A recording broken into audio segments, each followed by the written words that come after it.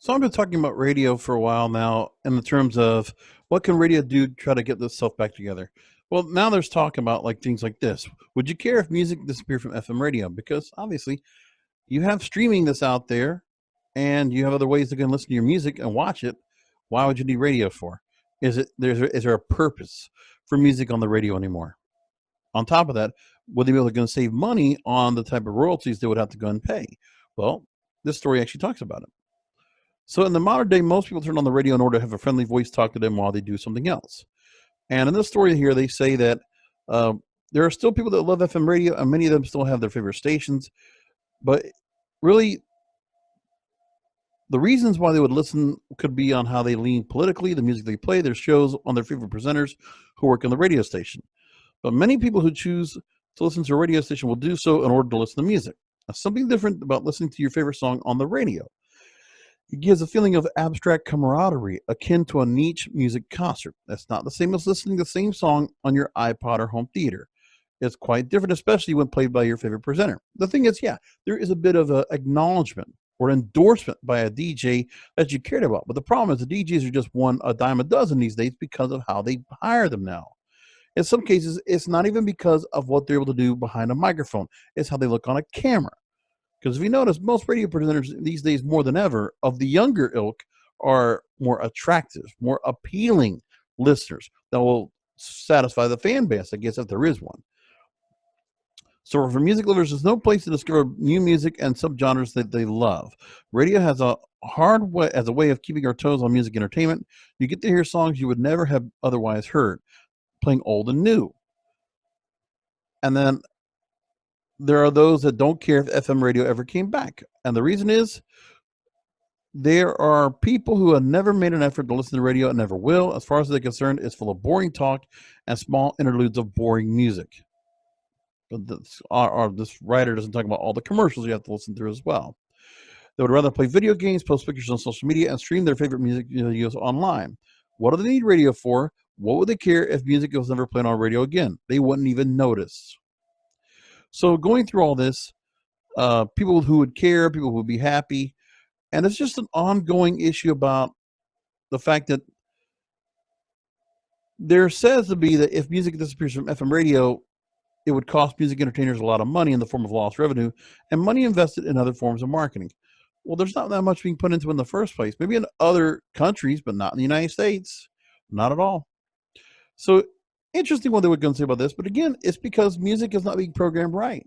The story from Thrive Global says everything right here. It's from a couple of years ago, but it still makes the point.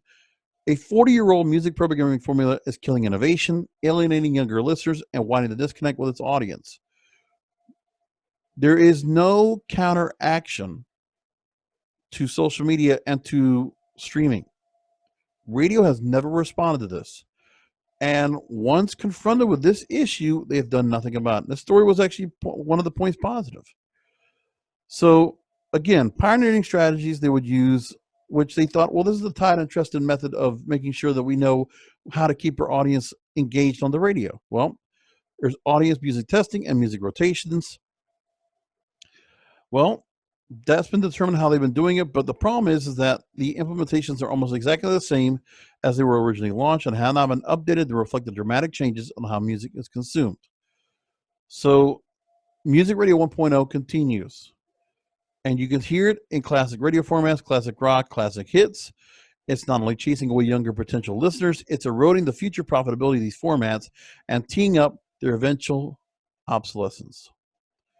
So again, they talk about how it was done in the 70s, form of focus group research that invites several hundred people to match a radio station's target demographic. It was also done with music rotation, which was done by the Stores people, Todd Stores in the 1950s, to create the original start of Top 40 Radio. That was the idea.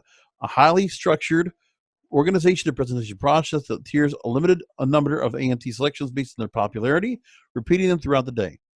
And if you look right now, if I showed you the current charts, some songs get played 120 times a week, or basically 90 every 90 minutes, roughly. And some stations, they take 5 songs, and that's what they do. I can play that for you right now. Here we go. Let me just play. Here's the examples. This is Sirius XM, Sirius Hits 1. You see 5 songs that are up here as your top 5 songs. Notice the amount of times that the songs have been played. Again, between 90 and 96 plays for 5 songs right here. Niall Horan, Judgment, Conan Gray, Maniac, The Weeknd, Blinding Lights, Lewis Capaldi, Before You Go, Say So, Doja Cat. That is for that part. Let me show you another one. You can look at the top 40 radio station from New York City, number 1 station there, and their chart. And this is their current chart. Look at it right there. Top 5 songs, 105 to 113 spins, the top 5 songs. After that, you get one song that's 83 plays. After that, 40 to 50, and that's how they do it. Top 15 gets played a certain amount. Top 30, 15 to 30 gets played a certain amount as well. So what are the young people listening to?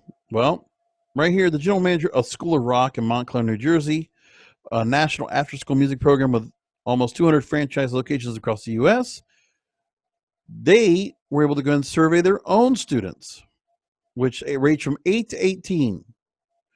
Now, they do discover classic songs in commercials, TV, movies, sporting events, and others, and they love performing them. But here's the thing.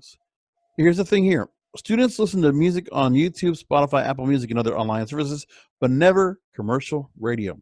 The only place where they hear it is when they're driving with their parents, and they're excited because they know the songs, but the repetition and limited playlists are a big turnoff for them. And that's all we got. So people would rather go and listen like this. Look for what they listen to online through streaming or through YouTube or wherever. That's the way they would have to do it. Not like this. The Achilles heel of classic commercial radio is music radio in general. The unquestioning adherence to the convenient, familiar, and acceptable programming path of audience music testing and music rotation rather than seeking new ways to thrill, surprise, and learn from its listeners and customers. It's indicative of an industry-wide defensive strategy, keeping listeners from tuning out versus a proactive strategy, getting listeners to tune in. And it represents that this is how we do it, this is how we've done it, and this is how we're going to keep doing it. Well, then they're going to just keep going on decline.